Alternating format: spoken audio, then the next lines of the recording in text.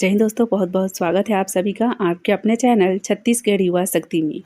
दोस्तों आज हम देखेंगे आईटीआई प्रशिक्षण अधिकारी workshop calculation and engineering drawing trade का कट ऑफ डिटेल्स और कट ऑफ एनालिसिस। आप बच्चों का कमेंट्स भी आ रहा था कि मैडम इसका पूरा डिटेल्स बताइए, तो चलिए हम देखते हैं फर्स्ट से लेके पूरा थर्ड काउंसलिंग तक क्या रहा आपका कट ऑफ सिलेक्शन प्रोसेस और बाकी सब डिटेल्स। तो सबसे पहले हम देखेंगे दोस्तों कि आपका जो पोस्ट था ये 234 पोस्ट आया था, आपको क्लियर है, जिसमें कि अनारक्षित में 98, एससी में 28, एसटी में 75 और ओबीसी में 33 पोस्ट थे। ये हमने लिखा है फर्स्ट काउंसलिंग में जो कट ऑफ गया था, और आप देख सकते हैं ये सेकेंड काउंसलिंग का भी कट ऑफ है। तो ये रहा कट ऑफ, और आप देखेंगे यहाँ पे तो फर्स्ट काउंसलिंग में 85 था यूआर का 0.904 और इसमें 84 हुआ, और थर्ड में भी सिर्फ यहाँ पे पॉइंट का अंतर आया है। 84 नंबर सेकंड में भी था और थर्ड में है, बस अंतर ये है कि इसमें 574 था और इसमें 0.309 है। तो इतना जो है रहा है कट ऑफ। और आप देखेंगे सिलेक्शन रेशियो, तो आपके ट्रेड में भी वही हाल है, बाकी ट्रेड के जैसे सिलेक्शन रेशियो काफ़ी कम है। आप देखिए 98 था पोस्ट अनरिजर्व में, उसमें से मात्र एक का सिलेक्शन हुआ है। यहाँ हम सिर्फ जो सिलेक्शन लिस्ट जारी किया गया था उसके अनुसार ही देख रहे हैं। बाकी आपको पता है कि कैटेगरी वाइज जो है एसटी एससी ओबीसी का जनरल कोटे में हो जाता है, तो उस टाइप से हम नहीं ले रहे हैं। सिर्फ जो जनरल का है उसमें एक ही कैंडिडेट है, और जो एससी है उसमें 6, एसटी में 3 और ओबीसी में मात्र 11 बच्चे का हुआ है, जबकि यहाँ पे 33 पोस्ट थे। तो ये रहा दोस्तों यहाँ पे थर्ड काउंसलिंग के लिए कट ऑफ डिटेल्स। देख रहे हैं यहाँ पॉइंट का बस अंतर आ रहा है। ओबीसी में 82 था सेकेंड काउंसलिंग में 0.713, और इसमें भी थर्ड में 82.34। तो यहाँ पे भी आपकी जो फोर्थ काउंसलिंग है, आप देखते हैं कि सेकंड में तो हालांकि जारी नहीं किया गया है कि कितने का सिलेक्शन हुआ है, क्या हुआ है। होल्ड वाले का भी कोई अपडेट नहीं आ रहा है, ये किसी को भी अपडेट नहीं है होल्ड पे कितने हैं क्या हैं करके, ना किसी यूट्यूबर को और ना टेलीग्रामर या फिर किसी अदर कैंडिडेट को। यहाँ पर होल्ड वाले का क्या हो रहा है क्या नहीं हो रहा है, ये विभाग की ओर से अभी कुछ जारी ही नहीं किया गया है, इसलिए कोई भी अपडेट नहीं आ रहा है। आप यदि इसके लिए जानना चाहें कितना है क्या है होल्ड वालों का अपडेट और सेकंड में कितना सिलेक्शन हो रहा है क्या हो रहा है प्रोसेस, तो इसका एक ही तरीका है कि आप डिपार्टमेंट जाएं या फिर आप आरटीआई लगाएं। तो आरटीआई में तो काफ़ी समय लगता है, यदि आप चाहें तो कर सकते हैं ऐसा। बाकी यही तरीका है, विभाग अपनी ओर से ये सब चीज़ जारी नहीं कर रही है। फर्स्ट का तो कम से कम सिलेक्शन लिस्ट भी जारी कर दी, सेकंड का तो वो भी नहीं हुआ, सिलेक्शन लिस्ट भी जारी नहीं हुआ। लेकिन फिर भी आप देखिए आपका भी जो है यहाँ पे फोर्थ काउंसलिंग का भी चांस बन रहा है, जिस तरीके से हम फर्स्ट के अनुसार अंदाजा लगाए। तो क्योंकि जब फर्स्ट में एक ही का है तो सेकंड में तो एकदम पूरा फुल नहीं हो जाएगा, और ना थर्ड में फुल हो जाएगा, ऐसा पॉसिबिलिटी बहुत कम ही है, ना के बराबर। कहाँ ये 98 पोस्ट और कहाँ एक का सिलेक्शन आप देख सकते हैं, और खुद ही आप अनुमान लगा सकते हैं ये डिटेल्स को देखकर। सारे जो हैं आंकड़े आपके सामने हैं और आप खुद भी अनुमान लगा सकते हैं। आगे देखिए महिलाओं का, तो यहाँ पे महिलाओं के लिए अनरिजर्व में 29 पद आरक्षित थे, एससी में 8, एसटी में 22 और ओबीसी में 9। तो महिलाओं में दोस्तों देखिए ये कट ऑफ यहाँ पे मेंशन है, आप देख लीजिएगा डिटेल्स अच्छे से।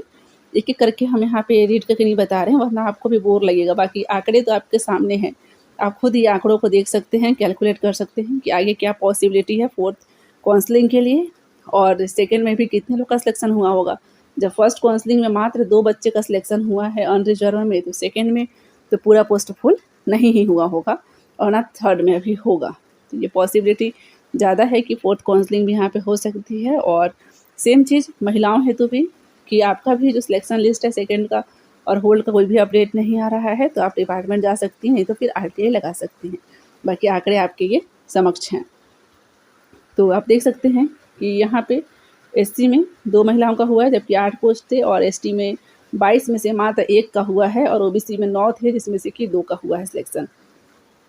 वहीं आप देखेंगे भूतपूर्व सैनिकों का दोस्तों, तो यहाँ पर भूतपूर्व सैनिकों में एससी, एसटी, ओबीसी इनके लिए पोस्ट निकाले गए थे। यहाँ पर एससी के लिए 2, एसटी के लिए 7 और ओबीसी के लिए 2, लेकिन यहाँ पे कोई भी कैंडिडेट विभाग को नहीं मिल पाया, इसलिए हमने लिखा है नॉट अवेलेबल।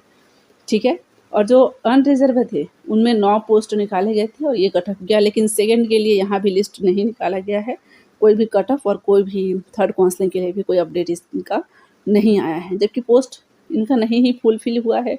क्योंकि यहाँ पे देख सकते हैं हमने लिखा है सिलेक्शन, तो भूतपूर्व सैनिकों का यहाँ पर किसी का भी सिलेक्शन नहीं हुआ है।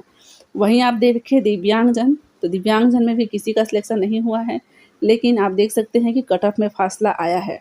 यहाँ पर जो फर्स्ट कट ऑफ था उसमें 32 नंबर .447, सेकेंड में 21.011 और थर्ड में देख सकते हैं 6.649, जबकि सिलेक्शन यहाँ पे किसी का नहीं हुआ है PWD में। तो ये आपके डिपार्टमेंट की रही है गड़बड़ी। जब सिलेक्शन नहीं हो रहा है तो फिर ये कट ऑफ में अंतर कैसे आ जा रहा है, और होल्ड वालों का डिटेल्स क्यों शेयर नहीं कर रही है डिपार्टमेंट, उनका क्या हो रहा है, अंदर ही अंदर कुछ पता भी नहीं चल पा रहा है। तो यही बस रही है खामियां डिपार्टमेंट की, उनको पारदर्शिता के साथ सब डिटेल्स देना चाहिए था। बाकी आप देख सकते हैं कि आपका जो ट्रेड है उसमें 234 में से मात्र 28 बच्चे का भी सिलेक्शन हुआ है फर्स्ट काउंसलिंग के अकॉर्डिंग। सेकेंड में कितना हुआ है ये अपडेट नहीं है। मैं भी यदि मान लीजिए सेकेंड में भी 28 या फिर मान लीजिए हम 30 लेके चलते हैं सेकेंड में, तो 30 बच्चे का हुआ होगा, तो भी यहाँ से आप देखेंगे तो टोटल आपका 58 ही हो रहा है यदि अनुमानता हम लेके चले तो, क्योंकि जब फर्स्ट में 28 हुआ तो सेकेंड में तो पूरा पोस्ट फुलफिल नहीं हो जाएंगे। तो मान लीजिए कि ये जो है 30 हुआ होगा सेकेंड में और फर्स्ट 28 में हो गया, 28 में हुआ तो 58 हो रहा है। यदि मान लीजिए कि होल्ड वालों को भी 10-20 लोग यहाँ पे होंगे, तो यदि हम मान लीजिए 20 ले लेते हैं तो भी से आप देखेंगे यहाँ पर कि 78 हो रहा है। तो भी से आपका ये बहुत पोस्ट यहाँ पे खाली है आपका जो ट्रेड है उसमें। तो यदि थर्ड काउंसलिंग हो जाती है फिर भी से यहाँ पे फोर्थ काउंसलिंग की पूरी संभावना बन रही है, क्योंकि यदि मान लीजिए अभी हमने जैसे 78 लिया अनुमानतः, हालांकि इसमें ज़्यादा हमने आंकड़ा लिया है तब 78 हो रहा है। यदि मान लीजिए थर्ड काउंसलिंग में भी लगभग 50 बच्चे का यहाँ पे सिलेक्शन होता है तो भी ये देखिए कितना होता है, ये 128 ही होगा। तो आप खुद भी ये आंकड़े जो हैं आपके समक्ष है, अनुमान लगा सकते हैं कि आपका सिलेक्शन रेशियो आपके सेकंड काउंसलिंग थर्ड काउंसलिंग का जो भी अपडेट है ये हमने दिया यहाँ पर, और फोर्थ काउंसलिंग तो आपकी पूरी होगी, चांस बन रहा है, क्योंकि हमने देखा अनुमान तक कि आराम से यहाँ पे फोर्थ काउंसलिंग का चांस भी बन रहा है। बाकी अब डिपार्टमेंट अंदर ही अंदर क्या करती है उसका उनका कोई भरोसा नहीं, क्योंकि डिटेल्स तो यहाँ पे नहीं दिए जा रहे हैं। तो इस वीडियो में दोस्तों इतना ही था। आप बाकी सारे डिटेल्स सारे आंकड़े आपके समक्ष है, आप खुद भी देख लीजिएगा और इसका अनुमान आप लगा लीजिएगा फोर्थ काउंसलिंग के लिए। और सेकंड काउंसलिंग में भी जो भी गड़बड़ी है या कोई आपको दिख रहा है कि लिस्ट जारी ना करना, होल्ड वाले को क्लियर ना करना और थर्ड काउंसलिंग में चल जाना। जब एक काउंसलिंग क्लियर ही नहीं हुई तो थर्ड में कैसे इंसान जा सकता है। सबसे पहले फर्स्ट काउंसलिंग क्लियर करनी चाहिए थी, फर्स्ट क्लियर पूरा होने के बाद सेकेंड में जाना था, सेकेंड पूरा क्लियर होने के बाद थर्ड में जाना था। तो इस तरीके से करना था, लेकिन डिपार्टमेंट नहीं कर रही है। तो आप देख सकते हैं आगे आप चाहें तो एक्शन ले सकते हैं, नहीं तो फिर जैसे प्रोसेस चल रहा है तो चल ही रहा है और वैसे डिपार्टमेंट करती ही रहेगी। तो इस वीडियो में दोस्तों इतना ही था, आप आंकड़े अवश्य देख लीजिएगा। हम मिलते हैं आगे नई वीडियो में कुछ नई जानकारी के साथ। तब तक के लिए goodbye and take care.